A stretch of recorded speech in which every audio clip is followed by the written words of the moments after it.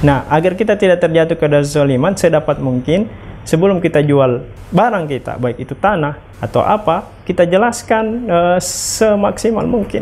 Kalau ada aibnya, sampaikan. Insya Allah bukan gharar kalau kita sampaikan, ini ada aibnya seperti ini.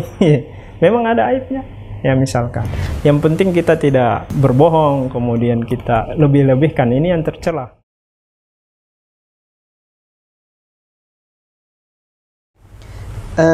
Berkaitan dengan kasus jual beli tanah kafling ini, Ustaz.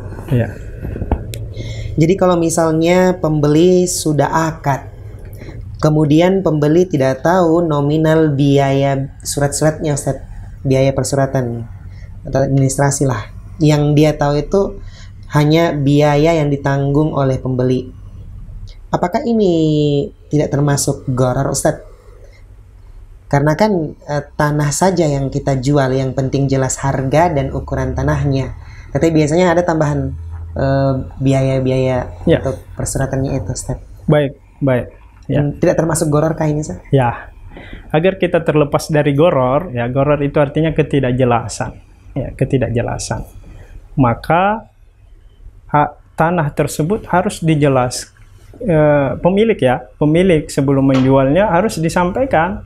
Ya, disampaikan bahwa tanah ini seperti ini, masih menunggak pajaknya misalkan kan, kalau ada pajaknya. Kan biasanya yang mempengaruhi biaya pengurusan membengkak itu karena belum bayar pajak, ya.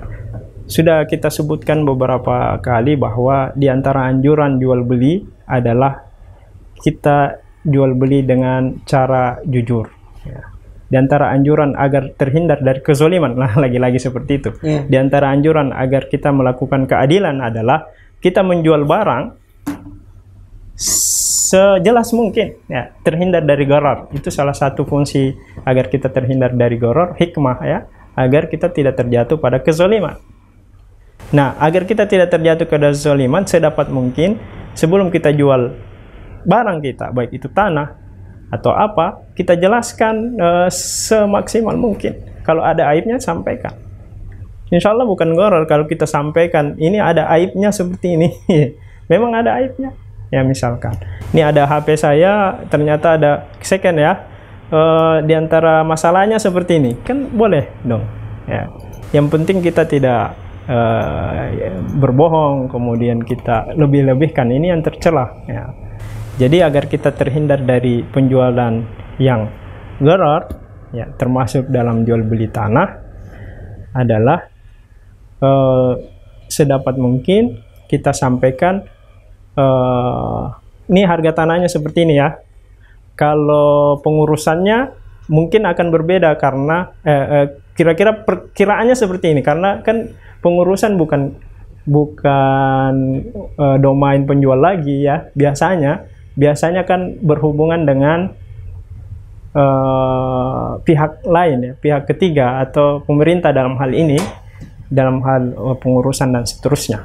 Nah, jadi kalau kita jual, kita sampaikan bahwa ini hanya harga tanah tok, ya. Kalau mau pengurusan ada biayanya, mau diuruskan sendiri atau pakai orang lain terserah. Kira-kira sekitar seperti ini, ya. Kemudian mau atau tidak, kan sudah sangat jelas nih. Insya Allah tidak ada gharar seperti itu. Apalagi dalam hal ini terkait dengan biaya coupling atau surat-surat, apa lagi namanya, sertifikat, ya, sertifikat, itu berbeda antara satu daerah dan daerah lain. Jadi kita tinggal beritahu gambarannya saja, Insya Allah bukan hal-hal yang gharar. Wallahu a'lam bishawab.